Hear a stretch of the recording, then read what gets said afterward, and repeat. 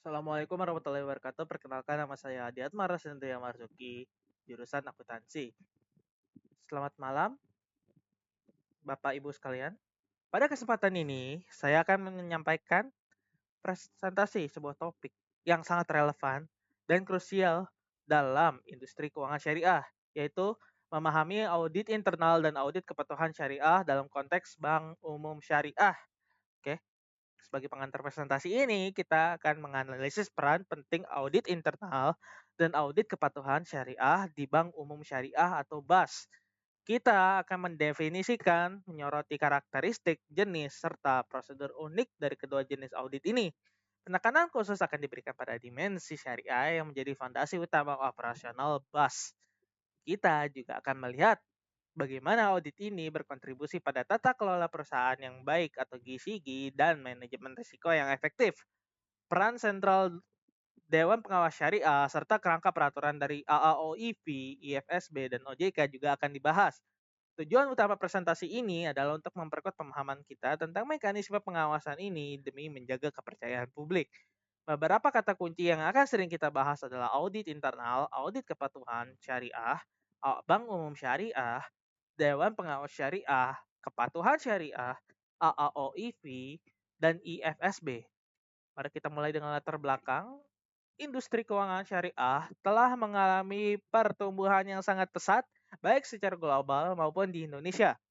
Dalam konteks ini, kepatuhan syariah bukan hanya sekedar aspek tambahan, melainkan pilar utama yang membedakan bank syariah dari bank konvensional. Pilar ini sangat esensial untuk membangun dan menjaga kepercayaan publik. Jika ada keraguan mengenai konsistensi pelaksanaan prinsip syariah, hal ini dapat menyebabkan nasabah kehilangan kepercayaan. Oleh karena itu, diperlukan mekanisme pengawasan yang kuat untuk memastikan operasional bank berjalan sesuai prinsip syariah dan standar keuangan. Mekanisme ini mencakup audit internal untuk efisiensi operasional dan pengendalian, serta audit kepatuhan syariah untuk memverifikasi kesesuaian aktivitas dengan hukum Islam. Pemahaman mendalam tentang kedua audit ini sangat penting bagi manajemen, regulator, masyarakat, dan investor demi tata kelola syariah yang efektif. Ya, adapun tujuan dari penulisan ini adalah sebagai berikut. Pertama, kita akan memahami konsep dasar dan fungsi audit internal pada bank umum syariah. Kedua, kita akan menjelaskan definisi dan karakteristik audit kepatuhan secara umum. Ketiga, kita akan menguraikan definisi, karakteristik, jenis, dan prosedur audit. Kepatuhan secara kepatuhan syariah secara rinci. Dan terakhir, kita akan menganalisis peran strategis Dewan Pengawas Syariah serta kerangka peraturan dan standar dari AAOIV, IFSB, dan OJK dalam audit kepatuhan syariah. Lalu, presentasi ini diharapkan mendapat manfaat bagi berbagai pihak. Bagi akademisi, ini akan menjadi kontribusi literatur dan referensi untuk penelitian serta pengembangan teori. Bagi praktisi, ini dapat menjadi panduan praktis untuk meningkatkan efektivitas audit internal dan kepatuhan syariah. Dan bagi masyarakat serta investor, presentasi ini diharapkan dapat meningkatkan pemahaman tentang mekanisme pengawasan sehingga memperkuat kepercayaan pada integritas industri keuangan syariah. Ya, kita masuk pembahasan audit internal Bank Umum Syariah. Di sini kita akan membahas 4 hal. Definisi, sejarah, dan perkembangan, peran dan fungsi. Lalu aspek operasional. Unik. Yang pertama kita bahas definisinya dulu. Apa itu audit internal? Audit internal adalah aktivitas independen yang memberikan keyakinan objektif dan konsultasi. Aktivitas ini dirancang untuk menambah nilai dan meningkatkan operasi organisasi serta membantu mencapai tujuan melalui pendekatan sistematis dan disiplin. Fokus utamanya adalah evaluasi dan peningkatan efektivitas manajemen risiko, pengendalian internal, dan proses tata kelola. Peran audit internal telah berevolusi dari yang awalnya reaktif, hanya memverifikasi laporan menjadi proaktif, bertindak sebagai mitra strategis yang memberikan wawasan dan rekomendasi konstruktif. Sejarah audit internal dapat ditelusuri hingga 3.500 tahun sebelum Masehi, di mana bentuk sederhana audit telah diterapkan. Perkembangan signifikan telah terjadi pada abad ke-13 dengan munculnya sistem pembukuan berpasangan atau pembukuan berganda yang memudahkan pengawasan. Pada revolusi industri di Inggris, perusahaan mulai mempekerjakan akuntan untuk memeriksa keuangan. Di abad ke-19 menandai sebagai kepentingan untuk verifikasi keuangan independen. Di Indonesia, dasar hukum audit internal diatur oleh undang-undang dan peraturan pemerintah lainnya.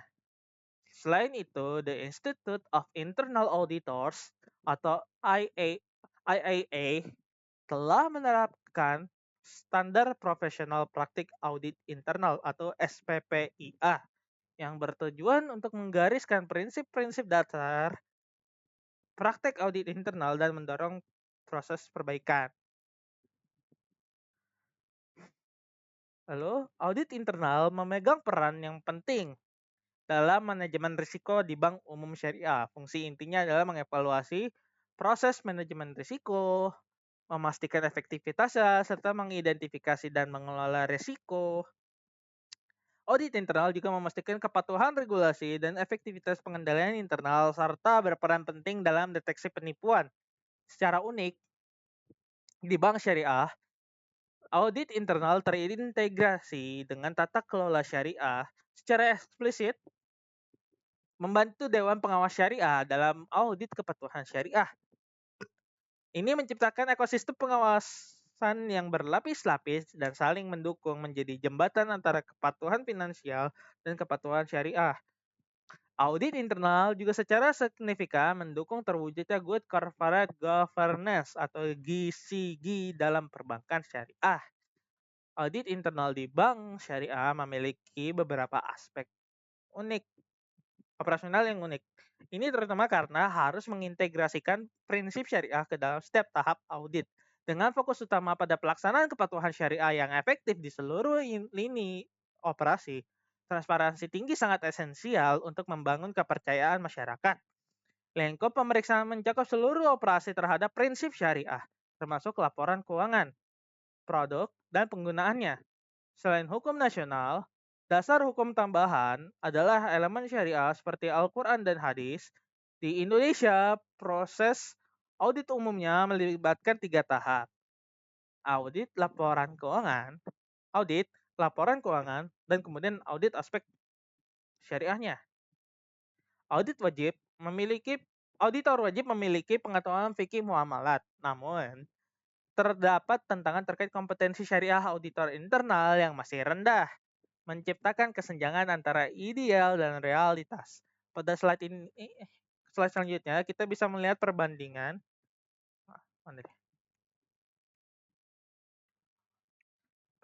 antara audit internal konvensional dan syariah dalam bentuk tabel. Secara tujuan utama, audit internal syariah menambahkan kepatuhan syariah. Selain tujuan audit konvensional, pada dasar hukumnya juga berbeda, di mana audit syariah merujuk pada standar syariah (AIV), fatwa DSN MUI, serta prinsip Al-Quran dan hadis. Fokus pemeriksaan audit syariah mencakup aspek halal haram, akad, dan maqasid syariah. Lingkup evaluasi juga mencakup risiko syariah atau non-kepatuhan. Pengetahuan auditor yang dibutuhkan di bank syariah juga harus mencakup fikih muamalat, maqasid syariah, dan etika Islam. Selain Dewan Direksi dan Komite Audit, audit syariah juga memiliki oversight body tambahan yaitu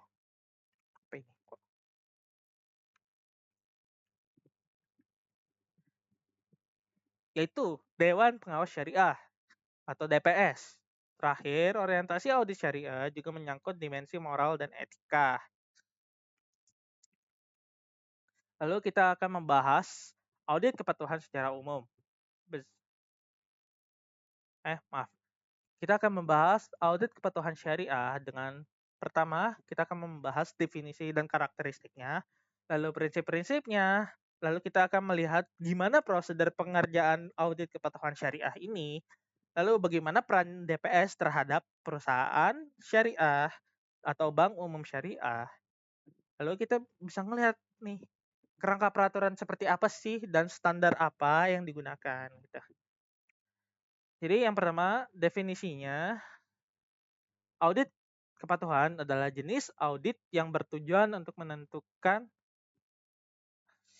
apakah suatu entitas telah mematuhi kondisi, peraturan, hukum, kebijakan, atau standar tertentu. Proses ini melibatkan pengujian dan pemeriksaan mendalam dan dapat dilakukan oleh pihak ketiga independen atau auditor internal. Laporan hasil audit ini membantu mengidentifikasi pelanggaran, mengurangi risiko hukum, dan melakukan perbaikan sistem preventif. Audit kepatuhan memiliki beberapa karakteristik penting. Yang pertama, ia memastikan kepatuhan regulasi. Kedua, ia adaptif terhadap perubahan regulasi, membantu perusahaan beradaptasi dengan peraturan yang baru. Ketiga, ia berfungsi sebagai mitigasi risiko dengan mengidentifikasi dan menangani risiko ketidakpatuhan. Keempat, ia meningkatkan kepercayaan dan reputasi perusahaan. Yang kelima, ia dapat meningkatkan efisiensi operasional dengan mengidentifikasi area yang tidak efisien. Keenam, ia mendorong transparansi dan akuntabilitas. Dan terakhir, ia membantu mencegah penipuan dan pelanggaran dengan memantau aktivitas dan mendeteksi kelemahan. Kita lanjut ke prinsip. Pelaksanaan audit kepatuhan didasarkan pada prinsip-prinsip fundamental. Pertama, harus berintegritas, di mana auditor harus bertindak tidak memihak dan adil. Kedua, presentasi yang adil, yang berarti melaporkan secara jujur, akurat, dan lengkap. Ketiga, pelayanan profesional, yaitu membuat penilaian yang cermat dan profesional. Keempat, kerahasiaan, menjamin keamanan informasi yang telah dikumpulkan dan itu tidak boleh sampai keluar dari lingkup audit atau perusahaan itu sendiri. Kelima, independensi, bebas dari pengaruh yang dapat mengkompromikan penilaian. Maksudnya seperti apa? Auditor dilarang memiliki kepentingan atau kepemilikan suatu perusahaan yang akan diaudit karena itu akan mempengaruhi hal yang sudah kita bahas tadi. Yang keenam, pendekatan berbasis bukti. Mencapai kesimpulan yang andal berdasarkan sampel informasi. Dan ketujuh, pendekatan berbasis risiko. Memfokuskan audit pada hal-hal yang paling penting. Prinsip-prinsip ini berkorelasi langsung dengan pilar tata kelola perusahaan yang baik atau GCG, yaitu transparansi, akuntabilitas, responsibilitas, independensi, dan kewajaran. Lalu kita akan masuk ke prosedur audit. Kepatuhan syariah melibatkan serangkaian tahapan yang sistematis. Dimulai dengan perencanaan audit, di mana auditor merumuskan tujuan, ruang lingkup, mengidentifikasi risiko ketidakpatuhan syariah, mengumpulkan informasi kebijakan, dan memahami bisnis serta kontrak. Hal-hal selanjutnya adalah pengujian dan verifikasi atau pelaksanaan audit. Di sini, auditor melakukan pengujian transaksi dokumen sesuai prinsip syariah, memeriksa akuntansi produk, distribusi profit, dan zakat, serta memastikan tidak ada riba, gharar, atau maisir, disingkat maghrib. Teknik yang digunakan meliputi pemeriksaan makalah, wawancara, observasi, dan analisis dokumen. Selain itu, masuk ke tahap pelaporan, di mana auditor menyusun laporan temuan dan memberikan opini tingkat kepatuhan syariah. Laporan ini harus transparansi dan diakses oleh pemegang saham dan regulator. Terakhir adalah tindak lanjut. Untuk memastikan rekomendasi diimplementasikan demi kebaikan berkelanjutan. Seluruh proses ini merupakan siklus berkelanjutan yang mendorong perbaikan sistematik operasional. Di sini ada tahap prosedur audit kepatuhan syariah dalam bentuk tabel. Tahap perencanaan audit bertujuan menetapkan kerangka kerja yang efektif dengan output berupa rencana dan program kerja audit. Tahap pengujian dan verifikasi pelaksanaan bertujuan untuk memperoleh bukti yang cukup untuk menilai kepatuhan syariah dengan output kertas kerja, bukti dan temuan audit. Tahap laporan bertujuan mengkomunikasikan hasil audit secara jelas dengan output laporan audit dan opini auditor. Dan tahap tindak lanjut bertujuan mendorong perbaikan berkelanjutan dengan output implementasi rekomendasi dan peningkatan sistem pengendalian. Lalu di sini kita akan membahas peran DPS. Dewan Pengawas Syariah atau DPS memiliki peran sentral dalam audit kepatuhan syariah. DPS bertugas mengawasi pelaksanaan keputusan Dewan Syariah Nasional di Lembaga Keuangan Syariah. Anggota DPS diangkat oleh lembaga keuangan setelah merekomendasi dari DSN. Peran utama DPS adalah memastikan produk dan layanan tidak melanggar prinsip syariah seperti larangan riba, goror, dan maisir atau magrib. DPS memiliki wewenang mengeluarkan fatwa, melakukan audit berkala, dan memberikan pelatihan. Fungsi DPS mencakup penasehat, pengembangan produk terkait fatwa DSN, serta fungsi audit, baik internal maupun eksternal. Integritas ganda memastikan kepatuhan syariah dari sudut pandang keagamaan atau fatwa dan sebagai entitas pengawas independen. Namun, terdapat tantangan terkait independensi DPS dan kebutuhan kompetensi syariah yang mumpuni. Di sini kita punya kerangka dan peraturan standar. Kerangka dan peraturan standar yang kuat sangat penting, guys. Untuk audit kepatuhan syariah, ada 3 lembaga otoritatif utama. Pertama, AAOIV, Accounting and Auditing Organization for Islamic Financial Institution, yang didirikan pada 91. AAOIV mempromosikan standar syariah, akuntansi, audit, tata kelola, dan etika secara global. Standar ini wajib di beberapa yurisdiksi dan menjadi dasar pedoman nasional di Indonesia dan Malaysia, memastikan kepatuhan terhadap aturan dan larangan syariah. Perannya adalah harmonisasi global, meskipun ada tantangan dalam adaptasi lokal. Kedua, IFSB, Islamic Financial Service Board, yang bertujuan meningkatkan kesehatan dan stabilitas industri jasa keuangan Islam.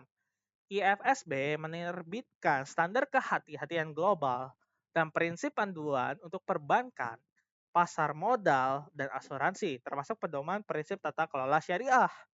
IFSB berfungsi sebagai pilar stabilitas dan pengawasan kehati-hatian syariah melengkapi peran AAOIV. Ketiga, ada OJK juga. Sebagai regulator nasional di Indonesia, OJK memiliki peran krusial dalam mengatur dan mengawasi kepatuhan prinsip perbankan syariah melalui peraturan seperti POJK 2 2024. Pengawasan berkelanjutan dari OJK dan audit eksternal rutin membantu menjaga kualitas dan efektivitas audit. OJK berperan dalam kontekstualisasi dan penegakan standar syariah di tingkat nasional, menjembatani standar global dengan kebutuhan lokal. Jadi, kesimpulan yang bisa saya ambil di sini, pahaman dalam mengenai audit internal dan audit kepatuhan syariah adalah fondasi krusial bagi keberlanjutan dan integrasi bank umum syariah. Audit internal telah berevolusi menjadi mitra strategis yang vital dalam manajemen risiko, pengendalian, dan tata kelola dengan aspek unik di BUS yang melibatkan pengetahuan fikih muamalah dan bantuan kepada TPS. Audit kepatuhan syariah berfokus pada kesesuaian operasional dengan hukum dan prinsip Islam. Dengan dimensi moral dan etika sebagai pembeda utama, pendekatan holistik dan multidimensionalnya termasuk Maqasid syariah yang menjadi instrumen pengawasan yang komprehensif. Peran DPS sangat sentral sebagai penjaga integritas ganda.